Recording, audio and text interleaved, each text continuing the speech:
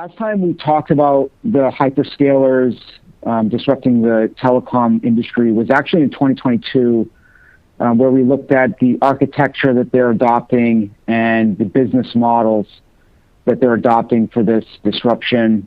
Today, I really wanted to give an update on what the hyperscalers are doing in the network side, because of there's so much emphasis on what they're doing on AI, and that's taken the spotlight, that they're still investing in networks.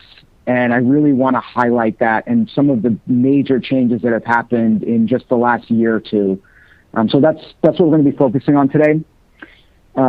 This is me, Chris Antlitz.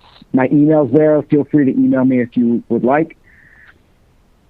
So real quick, the Telecom group at TDR, this is a list of the syndicated reports that we write.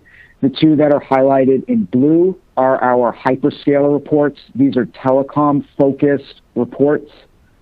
We do a landscape and we do a CapEx model for the big five hyperscalers, which is Microsoft, Alphabet, Meta, Amazon, and Apple. And we collectively refer to those companies as MAMA. So if you hear that word MAMA in this presentation, I'm referring to those five companies. We also write a variety of reports around private cellular networks, B2B revenue that the telcos are getting. We look at 5G, 6G, edge computing, all that good stuff. We also look at those areas.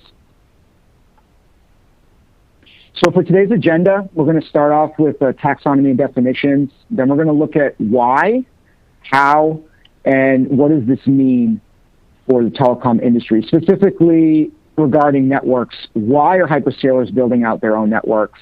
How are they building these networks? And what does this mean for the telecom industry? And then we'll do key takeaways and Q&A. So for taxonomy and definitions, we define a hyperscaler as an internet-centric digital platform company that operates ICT environments on a large scale. ICT stands for Information and Communications Technology. We categorize hyperscalers into three distinct tiers. From Tier 1, Tier 2, and Tier 3, the five companies highlighted in blue are the five companies that we cover in depth in our two hyperscaler reports, the Digital Ecosystem Market Landscape and the CapEx Market Forecast. Tier 1 hyperscalers are what we consider to be end-to-end digital ecosystem providers. So they have the largest scale.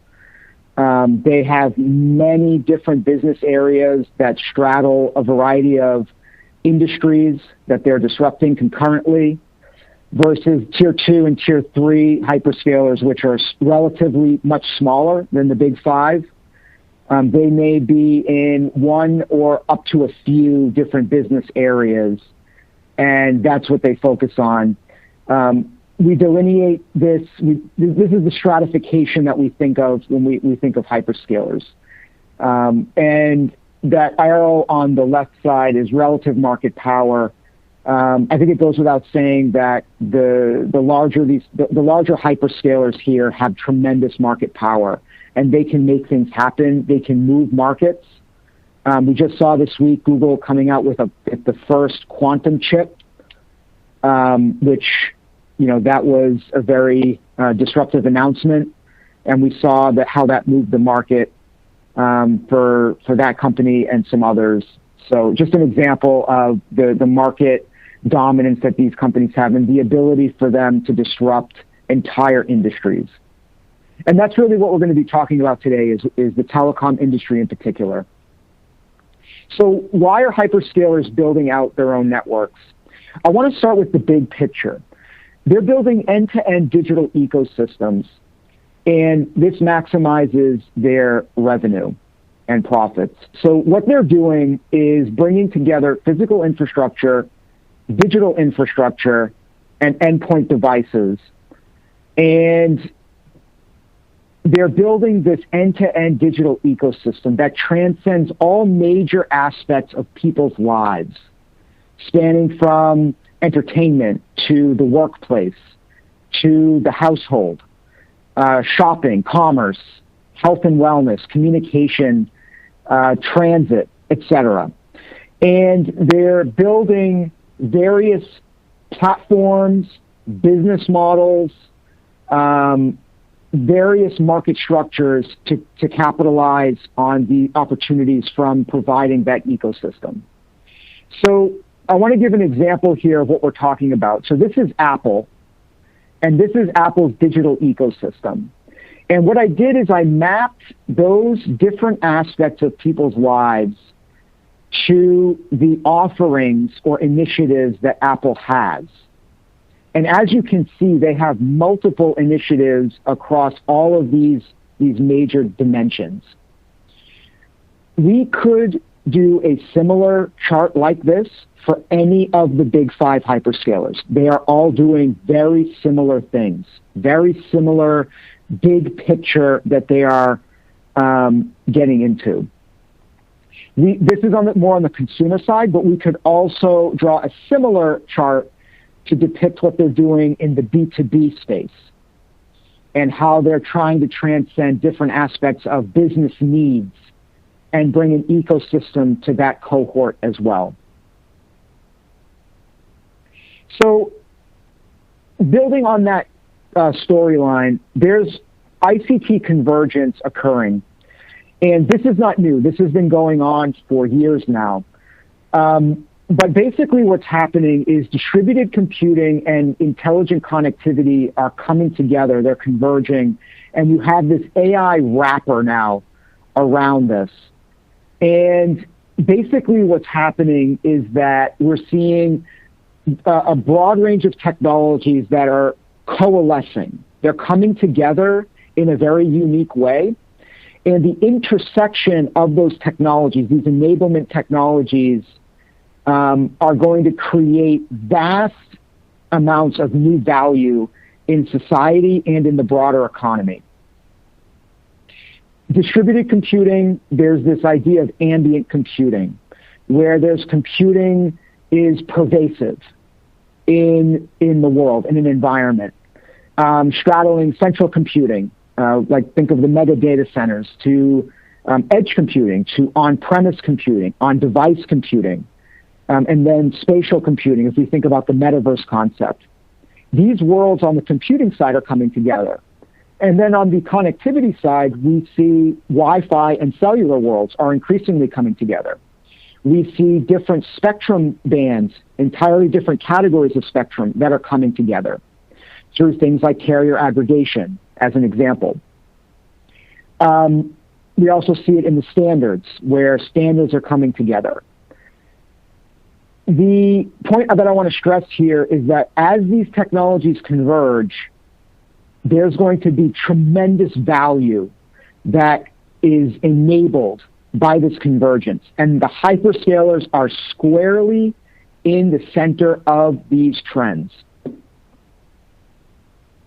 The hyperscalers view distributed computing and intelligent connectivity as tightly integrated concepts, and they want to control the entire stack, or as much of the stack as they possibly can.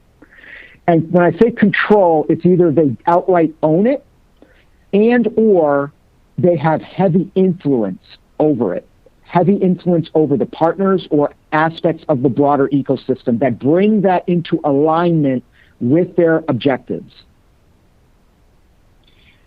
There's going to be tremendous value from this, and we're going to talk about some of the things that this enabling infrastructure can do on the network side specifically. These are some use cases that are reasons why hyperscalers would want to build, own, and operate their own networks. This is just a small list of use cases. There are many things that they could leverage their own networks for, very much in the same way they leverage their clouds for today. The cloud runs internal operations. Think about Amazon. Their own cloud, AWS, runs the internal operations of the entire company. And they also sell cloud services. They enable their customers to have digital transformations through the innovations that Amazon created. The other hyperscalers do similar things. If we think about AR, VR, autonomous transportation, drone package delivery, the evolution of digital advertising, if we think about internet access, like literally selling connectivity, like a telco would, and then robots, humanoid or AGVs, and the network is required to enable value outcomes to come out of these different use case areas. I want to talk a little bit about drone package delivery. There is a business case for this, for Amazon to build Kuiper and its broader terrestrial network. And specifically, if we think about drone package delivery, 86% roughly of Amazon's packages weigh 5 pounds or less. That happens to be the perfect payload for drones to do deliveries in lower airspace. And this is an opportunity for Amazon to greatly reduce the cost of delivering packages from point A to point B. The company spends over $80 billion a year just to transport packages. If they could bend that cost curve by delivering a portion of that 86% of the 5 pound or less packages, just a percentage of that, they could save billions of dollars. That's an economic justification that drives them forward to invest in things like the network, which can enable that type of a use case to be realized at scale. I don't have time to go over the other use cases, but we talk about more about these things in the broader reports. So how are hyperscalers building out their own networks? So they're adopting this new architecture for the network. The new architecture is what the industry likes to talk about, but has been really struggling to actually implement. The hyperscalers are doing this from day one. And when I say doing this, what are we talking about? They are building cloud-native, fully virtualized, microservices-based, programmable networks with global scale. And they're implementing CI/CD, Agile, DevSecOps, all of these operational models.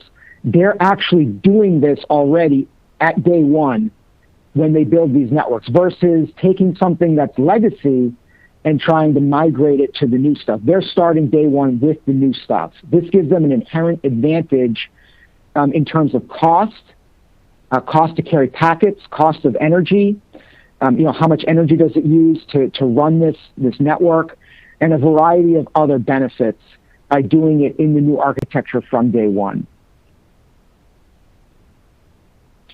So when we look at the network from the core all the way out to the access layer and the device itself, and then you have transport in between, the hyperscalers are building all of these domains out. And I'm going to shed some light on this. Most of what they're doing has been on the transport layer, and I'm going to show some spend data of what we have on this to kind of contextualize how much investment's actually been taking place here. But the point I want to stress is that we see them investing in all of these domains, from the core out to the device, and all of the transport layer in between that. This chart shows MAMA spend on network infrastructure since 2005, and we projected out an extra 5 years. So basically, we are showing here 25 years of network infrastructure investment, both historical and then our projections for the future. And if we add up what MAMA has spent so far on network infrastructure, it's in excess of $55 billion. That is just on network infrastructure CapEx. That's hardware, capitalized services, and capitalized software that's related to the network. That's over the past 20 years. Over the next, through the rest of this decade, if we sum up just those years, we are estimating that they are going to spend over $100 billion on network infrastructure CapEx. That's a huge increase compared to what they've spent over the last 20 years. This is extremely disruptive. If we think about the biggest telcos in the world and how much they spend on network CapEx, think about AT&T, for example, who spends roughly $22 billion per annum on CapEx in total. If you look at the later years of this decade, what we're saying is that collectively, Mama will spend on network CapEx alone what a company like AT&T will spend in a year. That is very significant. Approximately 4 to 5% of Mama's CapEx historically, so over the last 20 years, has been allocated to the network domain. And we're expecting this percentage to increase to the 5 to 10% range from 2025 to 2030. So the percentage of their total CapEx that's going to be allocated to the network, we are estimating is going to double in terms of composition over the next 5 years. That is very significant. And there's reasons why that's accelerating. I'm going to talk about some of those. But before we do, I want to talk about the composition of this network infrastructure spend.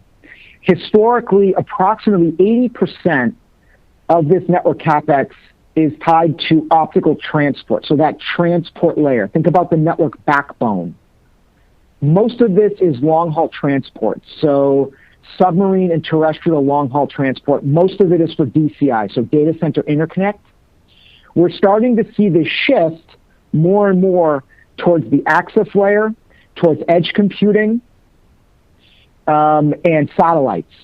So you have terrestrial access and you have satellite access. All of those domains are seeing an increase, a significant increase in CapEx over the past couple of years especially, and going forward, that percentage in that mix is going to increase.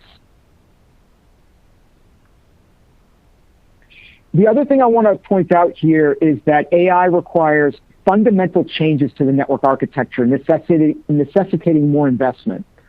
So I think people have heard about the challenges with east-west data flows, traffic patterns in the network when you're processing AI traffic, so training and inferencing, training specifically, and how that impacts the network architecture. These are things that require additional investments in the network layer. And we're seeing the hyperscalers doing this. I think Ciena recently reported earnings, and yet again, they've done incredibly well in their performance, in their earnings. And a key reason for their outperformance has been the hyperscalers. They are spending an increasing amount of money on optical transport equipment to drive these initiatives.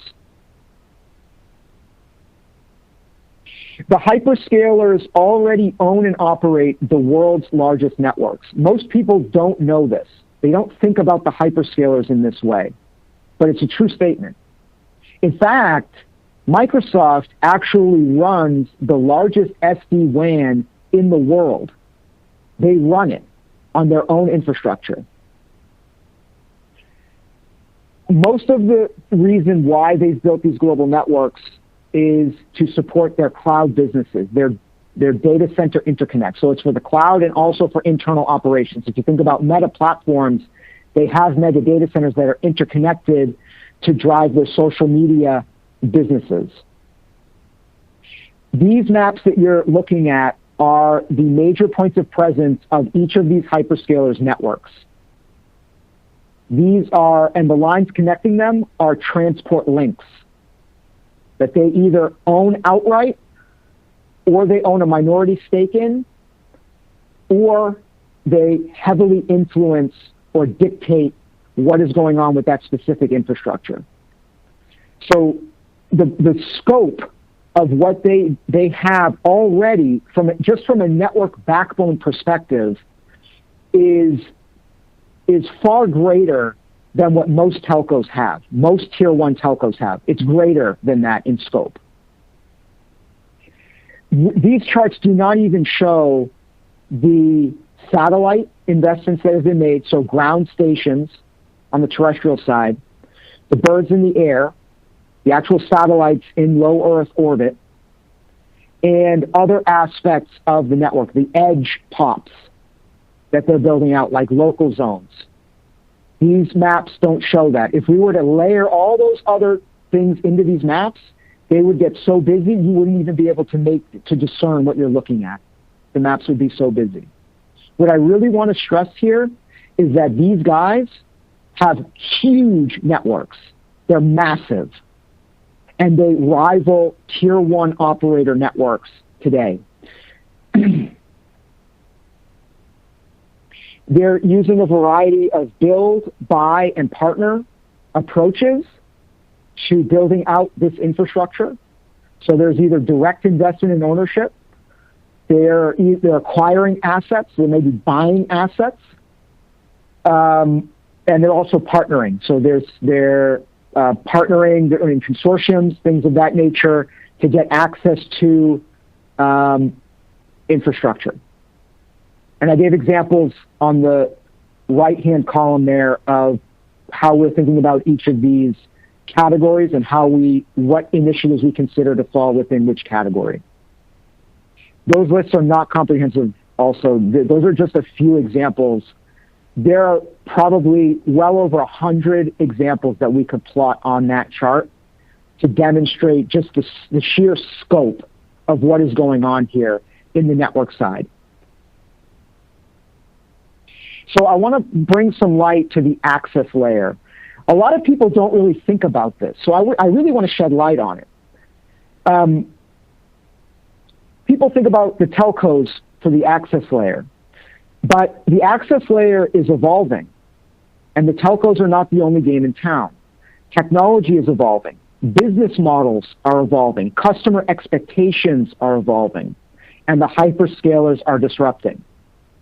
So what I've done here is mapped out MAMA, and I listed out for each of them, I listed several access layer specific initiatives that they have. These are all disruptive in the telecom industry. Each one of these things is disruptive in its own way. These are a mix of satellite investments, terrestrial access investments, both wireless and wireline, and on-device compute and mesh wireless networking, point to multi-point. So think about things like Find My and Find My Device that Apple and Alphabet respectively have. Those are point to multi-point wireless mesh networks that interconnect endpoint devices. That is a network. It's a different way of thinking about the network from how the telecom industry traditionally thinks about the network. These guys are also in various ways participating in the private networks market.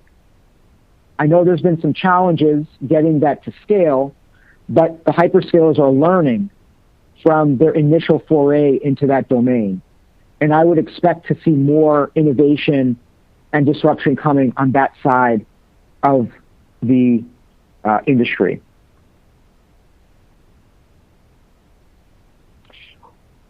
So what does this mean for the telecom industry? Expect significant disruption. We're expecting increased direct and indirect competition between hyperscalers and CSPs.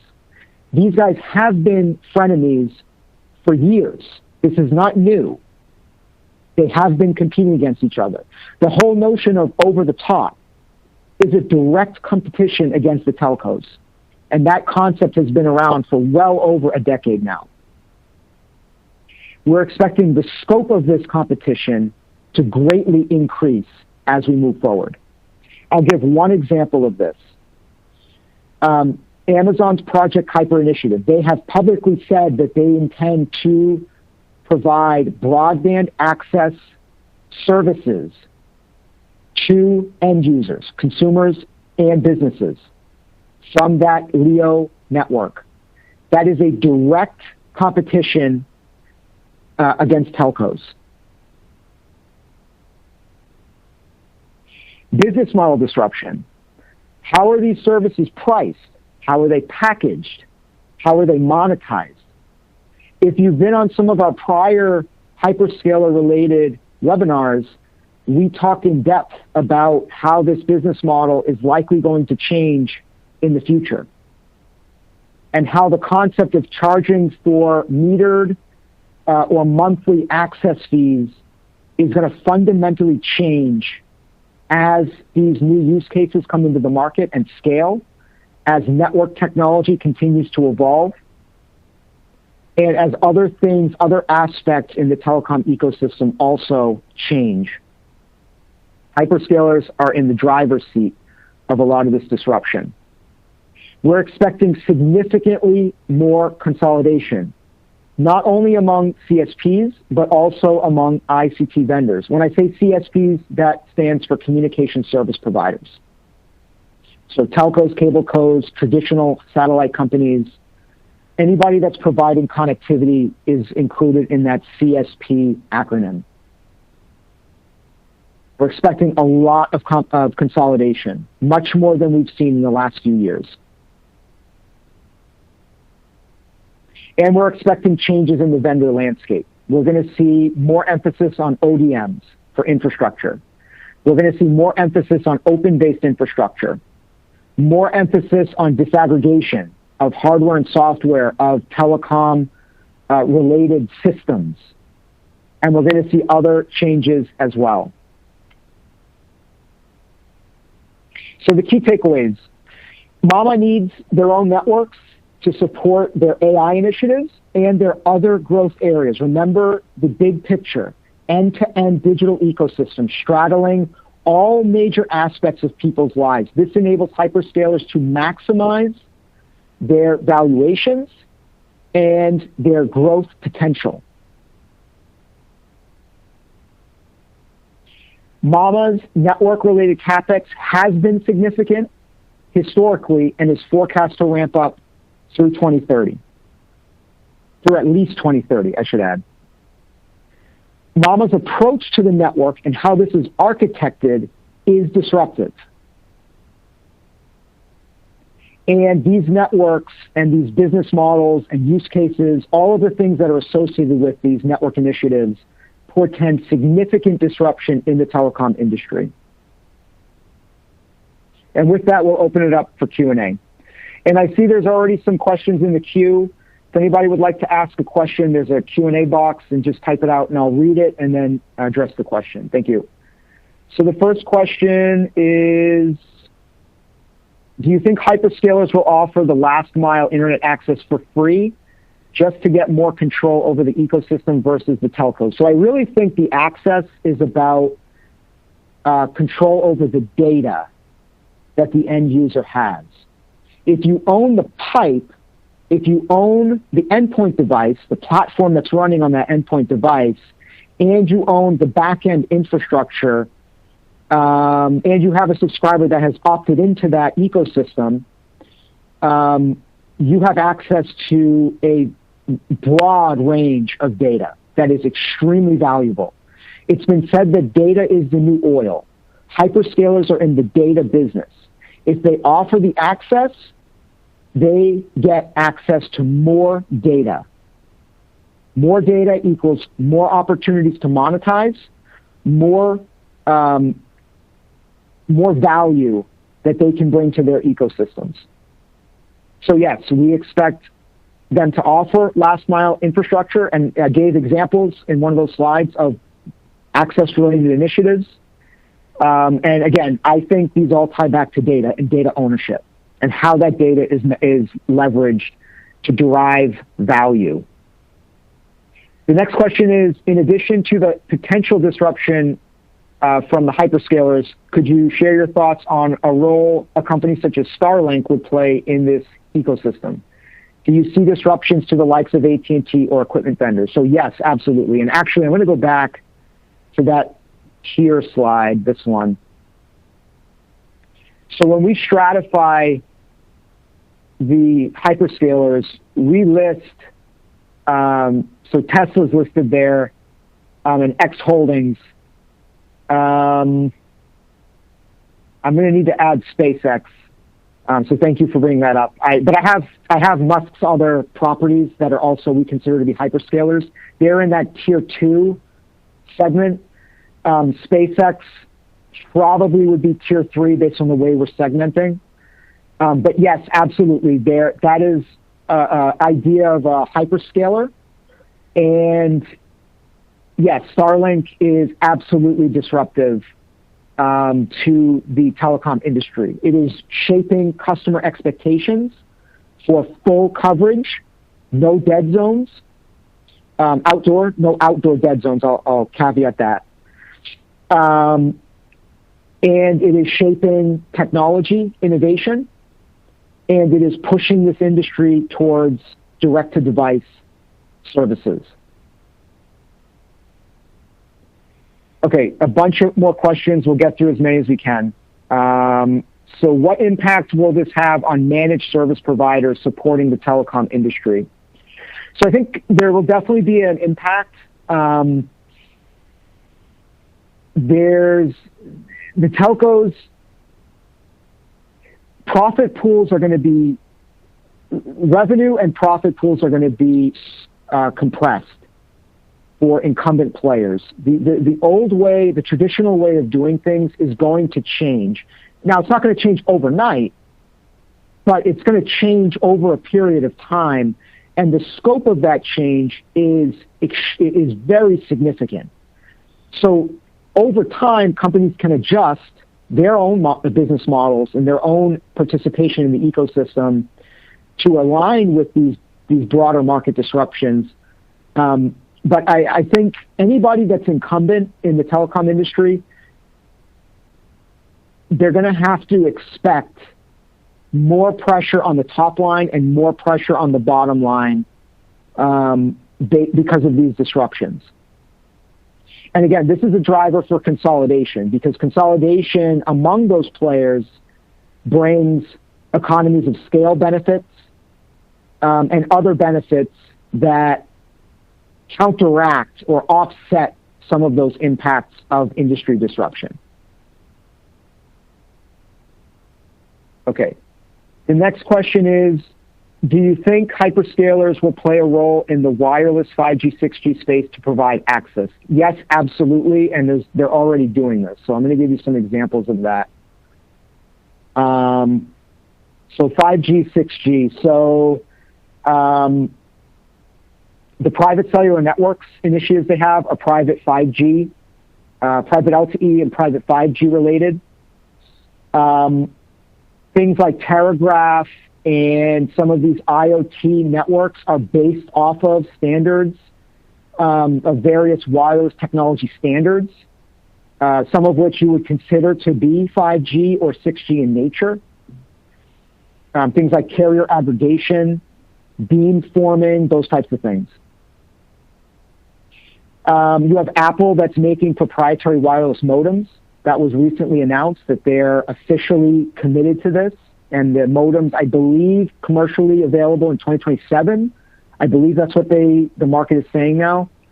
So those would be a few examples. And then on the wireline side, we have examples like G-Fiber, which is formerly called Google Fiber.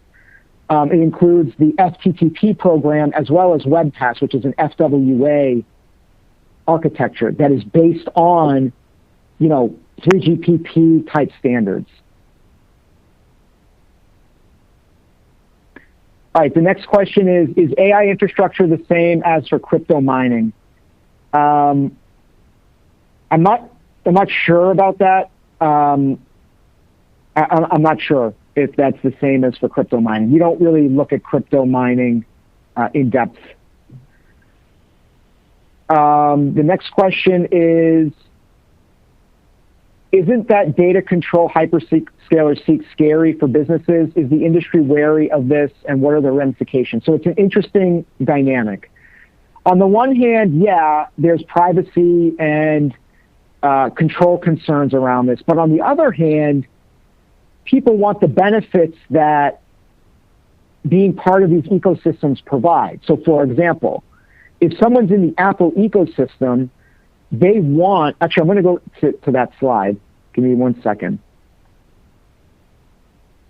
So if you're in that Apple ecosystem, you want those aspects of your touch points to the Apple's ecosystem to work seamlessly together, and they do. That requires data to transition between devices. Now we have Apple Intelligence, which is an overlay of that, an additional wrapper of value for being part of the Apple ecosystem. And it's a virtuous cycle.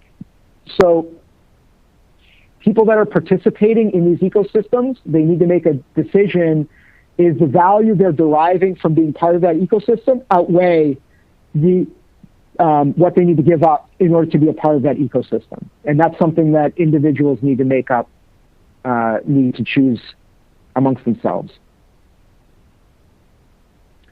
So the next question is, how do you foresee the role of telecom companies in the future regarding what kind of services they will provide? So the telcos are still going to be providing connectivity 10, 15, 20 years from now. I don't think that's fundamentally going to change. What I do think is going to change is there's going to be far fewer telcos. The ones that remain are going to be much larger. They might be participating with hyperscalers in hyperscaler ecosystems, providing some level of value-added services on top of what the hyperscalers are providing. The hyperscalers still need the telcos for the OTT services to support those things. That's not going to go away. They want access to the most eyeballs they can get for their ecosystems. But the point I want to stress is that the pricing of connectivity is going to remain pressured, and the customer expectations of what they're getting for what they're paying is going to be shaped by what the hyperscalers are coming to market with. So those are things that are going to evolve: plans, pricing, structuring of plans over time, and the role that these partners, these frenemies, the interplay between those frenemies, and where in the value chain they're participating. So I think telcos will have a role, but the number of telcos and the growth prospects for telcos, what markets they're still participating in, those things are fundamentally going to change. The next question is, given the telcos in Europe are recognized as strategic companies for states, do you foresee a different level of disruption between U.S. and Europe? So yes, there is a difference between the U.S. and Europe. Europe is falling behind, and the speed, the chasm between Europe and the U.S. is widening. It's not narrowing. It's widening, and it's widening at an accelerated pace. So Europe is increasingly getting marginalized as technology is advancing in things like quantum computing, in things like AI. Europe's falling behind, and the U.S. happens to be where Mama is all domiciled. So the U.S. has a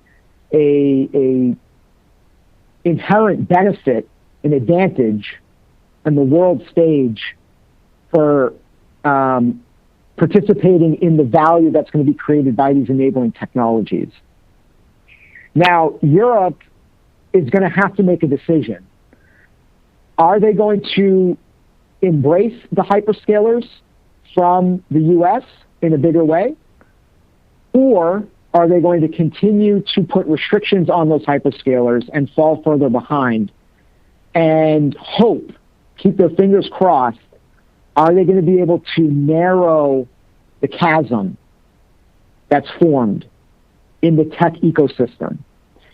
That's an open question, but I think they're going to have to embrace the U.S. hyperscalers in a much bigger way, with guardrails, of course, with restrictions in place, of course, but there's going to need to be symbiotic relationships formed, symbiotic structures formed in Europe that enable innovation from the U.S. to play out in Europe as well, in conjunction with the Europe-centric ecosystem. So I'm talking big picture here. That's the big picture, what's going to need to happen. and policymakers are going to have to get behind that, or they're going to become not as competitive on the world stage. They're already not as competitive compared to some markets on a productivity level, a pricing level for manufacturing. These are things that have to be narrowed so that they can, they need to retain some competitiveness on the global stage. And there's a follow-up question to one of those about China. China has its own hyperscalers. I'm actually going to go back to, China has its own hyperscaler champions. And they are tier 2 today. Even though they're in many different business areas, there is some different dynamics in China, unique to China. We don't have enough time to talk about that on the webinar today, but there's structures in place and different nuance in the China market where the hyperscalers are participating in that domestic ecosystem in a different way than what we see in the U.S., what's taking place in the U.S. But Alibaba, Baidu, ByteDance, and Tencent, they're all players in that China ecosystem, the hyperscaler ecosystem. This is probably going to be the last question. So, is Musk's X becoming a hyperscaler? Yes, absolutely, it is becoming a hyperscaler, and we have X Holdings listed there as a tier 2. So we are very much watching that. Musk sees clearly what Mama is doing. He understands it. He understands why. He understands how they're doing it. And if you look at the strategic initiatives that his business areas are pursuing, there is a lot of commonality that is taking place across that landscape. So very much focused on that. However, Musk's business areas are not at the same scale as the tier 1s.